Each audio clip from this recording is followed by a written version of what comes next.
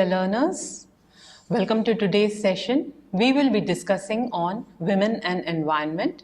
We'll be discussing on various movements, resources and entitlements. Women in different parts of the world are actively involved in saving the environment, but they are not duly recognized most of the times. However, with growing evidence of environmental crisis, the focus on women as agents of change has intensified. Global environmental agencies and institutions now increasingly admit to the key role of women in conservation and protection of environment.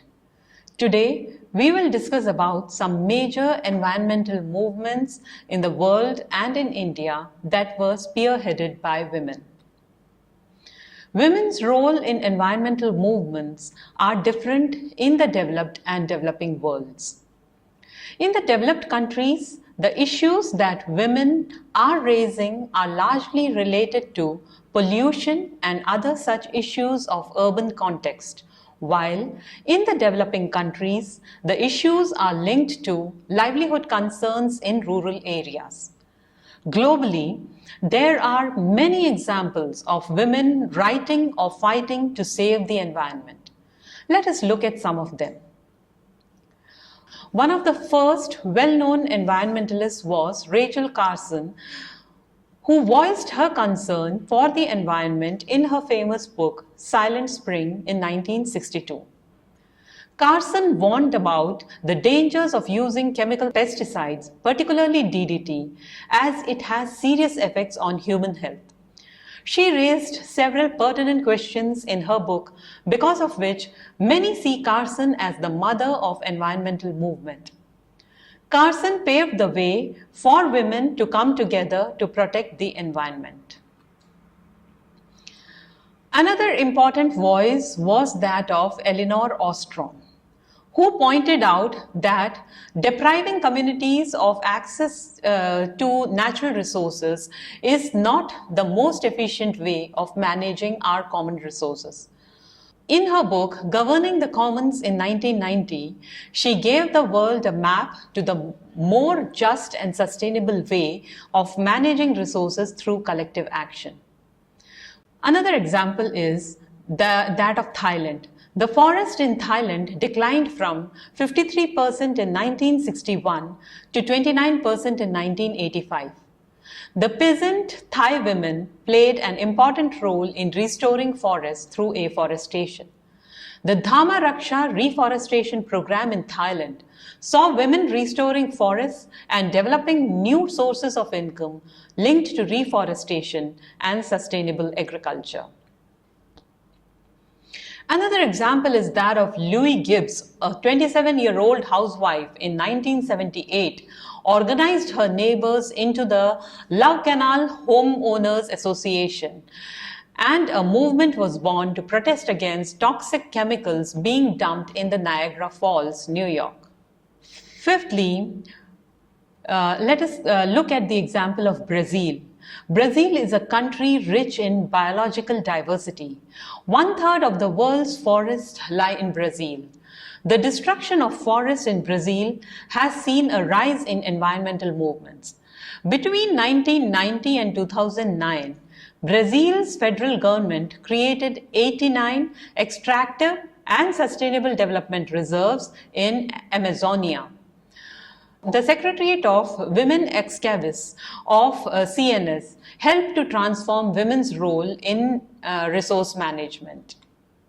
Another important movement led by women is the Green Belt movement. Wangari Maathai was the founder of the Green Belt movement in Kenya.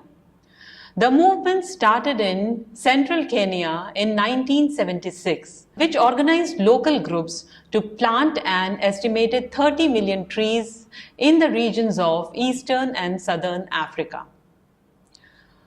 Coming to what were the reasons for the movement. Some of the important reasons for this movement to take shape were the reduction of forest cover to 2.5 to 3%, massive malnutrition and lack of clean water and firewoods for cooking, the region being arid and semi-arid and desert, drying up of rivers, incapacity of lands to absorb the rainwater. 80 to 90% of the population that lived in rural areas depended on natural resources and energy for survival. Increasing urban settlements that put enormous pressure on natural resources and the pressure on land resources and threats to survival. How did this movement take shape? The people were organized into communities where they discussed their problems and tried to find solutions. Soon they realized that they could put their own knowledge and skill into the movement instead of waiting for government support. For their work, these tree planters earned a nominal amount of money for each tree they planted and ensured their survival for 6 months. And now what do they do today? The groups are actively involved in countering the environmental crisis through 3 methods. Mitigation of carbon sequestration through tree planting and ecosystem conservation. Second is promoting sustainable agricultural techniques, including growing of indigenous food crops to enhance food security, harvesting of rainwater, and curbing soil erosion to build resilience. And the third is promotion of sustainable development, livelihood diversification, and education to become more economically resilient. This movement has found recognition world over. Wangari Maathai, its founder, was awarded in 1986 the Right Livelihood Award, and in 2004 she became the first African woman to receive Nobel Peace Prize. The movement and its techniques were shared by leaders of other countries who initiated this movement in their respective countries as well. The movement marked the finding of local solutions to global problems, addressing local needs through effective networking and sharing of knowledge, and evolving a model of environmental conservation that could be emulated worldwide. It also emphasizes the need to create effective community networks for long-term solutions to the impending problems everywhere. Let us look at another example from India. That is SEWA, Self-Employed Women's Association, which was formed in 1972 and founded by Ela R. Bhatt. It is a group that operates like a trade union and organizes women force into cooperatives. Its emphasis is on women empowerment and providing them a source of livelihood, and also organizing them into cooperatives wherein they can empower themselves through their work in small businesses and other organized sectors. These women belong to economically weaker sections. They depend on traditional crafts and occupations and have access to very little or no assets. The self-employed women are divided into the following groups. First is the home-based producers, wherein the work relates to weaving, pottery, rolling of beedi, making agarbatti, papad, and making ready-made garments, spinning yarns, or those who do embroidery work. The second category is the petty vendors and hawkers who sell vegetables and fruits and other household items from their carts or makeshift stores. And the third is the service providers. For example, the manual laborers such as agricultural laborers, construction workers, contract laborers, laundry, and domestic workers. They also include rag pickers and workers who gather forest products. Since their foundation in 1972, SEWA has transformed itself from a trade organization of poor self-employed workers to a labor cooperative and women's movement, which has contributed significantly to economic and social well-being of large number of women and households. Coming to what is the aim of SEWA? SEWA aims at achieving women empowerment through remuneration, job opportunities, skill development in marginal sectors.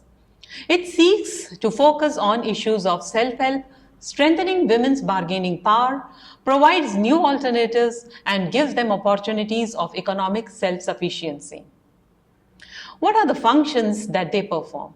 Since their foundation in 1972, Seva has transformed itself from a trade organization of poor, self-employed workers to a labor cooperative and women's movement which has contributed significantly to economic and social well-being of large number of women and households.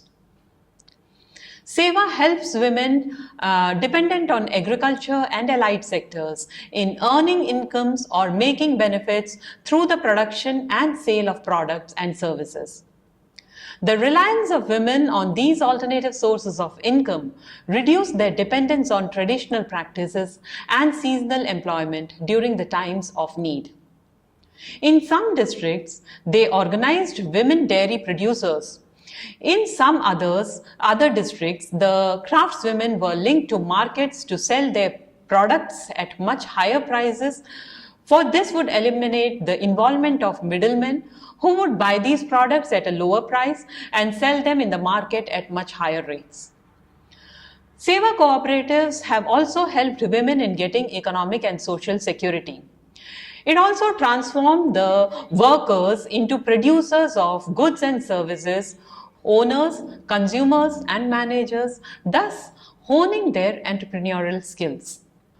Coming to the social and economic impact of this movement. The self-employed women who participate in Seva as a union often lend voices to their collective struggle and assist each other in generating more income and power and help members to overcome inequality. Women are empowered to ask for higher wages and interact with economic and social structure with self-respect and dignity as equals. Since the women lack working capital and do not own assets, they are provided credit and financial help from Seva Bank that provides them loans. This not only enabled them in asset creation but also increased their savings and provided best education and health care to their families. Seva has helped increase rural women employment in the areas of land and livestock based work and home crafts. Coming to another example from Bangladesh, that is of Grameen Bank. The Grameen Bank model is one of the most successful experiments to alleviate rural poverty and deprivation through microcredit system. Coming to the origin of the Grameen Bank. The famine of 1974 brought along certain negative effects that resulted in an economic downturn of the newborn Bangladesh. The poverty levels further increased due to the common man's inability to cope up with the hardships, and the moneylenders were charging high interest rates on money lent to the poor. The commercial banks too declared the poor as non-credit worthy. This led to the evolution of Grameen Bank, which also means the bank of the villagers, that helped disburse credit to the poor. Professor Muhammad Yunus, who had left a lucrative job in US to be a part of the country's freedom struggle, evolved certain measures to improve agricultural productivity through irrigation, fertilizers, and seed supplies to farmers so as to counter massive hunger and malnutrition. What are the functions of this bank? The bank extends credit to poor women who are much more efficient when it comes to repayment of loans than men. Lending to women has its own benefits as it was spent on the family and children, and so as the situation is turned for lending to women had its own benefits as it was directly used for family and children's welfare. Housing loans were extended to them and legal ownership of the houses belonged to women. This resulted in both economic and social benefits, and more than these benefits, it gave the people a sense of dignity and hope for future. It rid them of the stigma of poverty altogether. The bank had a special social agenda and not just economic improvement in its overall scheme. Now, how does this bank operate? The members are divided into small groups, 5 in each, and for taking loans, they need the approval of each other. Although each borrower is responsible for her own repayment, the group functions as a small social network that provides encouragement, psychological support, and at times practical assistance in bearing the unfamiliar burden of debt and steering the individual members through the unfamiliar world of business. Neither does the group of 5 stand alone. 10 to 12 such groups come together for a weekly meeting in a center. At the weekly meeting, loan repayments are collected by a local branch office, applications for new loans are submitted, and various inspirational, instructional, and practical activities are undertaken, from discussions about new business ideas to presentations about health or financial topics to brief periods of group exercise. The central leadership is elected democratically. The very purpose of the bank is to recognize and honor human motivations and incentives that transcend purely economic ones. They value relationships and try to do maximum good for others. The main beneficiaries of this bank are women, for they are the anchor, life, and sustainers of this astounding scheme that has changed their lives for better.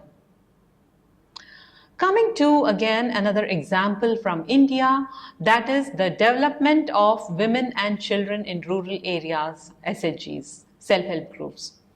The self-help groups are the biggest source of economic and social security for women in both rural and urban settings. These operate at local levels based on local resources and small-scale industries. These also make use of vast manpower and available raw resources for development purpose. Through microcredit schemes, the SHGs act as coordinating bodies with effective networking for the betterment of small groups constituting the SHGs and society. Homogeneous groups of women would choose and collectively undertake an economic activity suited to their skills and resources, supplemented by state matching grants. The homogeneous groups of women would choose and collectively undertake an economic activity suited to their skills and resources, supplemented by state matching grants. The DWCRA groups opted for thrift and credit system as they realized that banks were unable to lend them loan. The aims and objectives of these groups are as follows: improving the status and quality of life for poor women and children in the rural areas, improving the impact of ongoing development programs by stimulating, supplementing, strengthening and integrating them, and involving the community in planning and implementing the program so that need-based development activity will be carried on by the communities even after outside assistance is withdrawn. Looking at the benefits of this program, the most important achievement has been the marketing of DWCRA products that have become popular as quality and cost-effective products. The government has helped from time to time to organize the display and sale of these products. These have also facilitated the producers' interaction with consumers, helped them in capacity building and higher self-esteem, and significantly helped them to acquire better manufacturing and production technologies, methods, and techniques. The women became well aware of their rights and became empowered, achieved better educational levels, improved health and hygiene standards, discouraged child labor. Women became active partners of government in improving economic and social welfare. There were no defaulters of loan repayment, evolved group insurance, and women felt heightened self-confidence. So to conclude, today we discussed about the role of women in environmental movements, particularly in India. It is evident that India has a long history of involvement of women in environmental causes. In fact, the Chipko movement spearheaded many such movements by women to save the forests, like the Green Belt in Kenya, Save the Forest in Amazon, etc.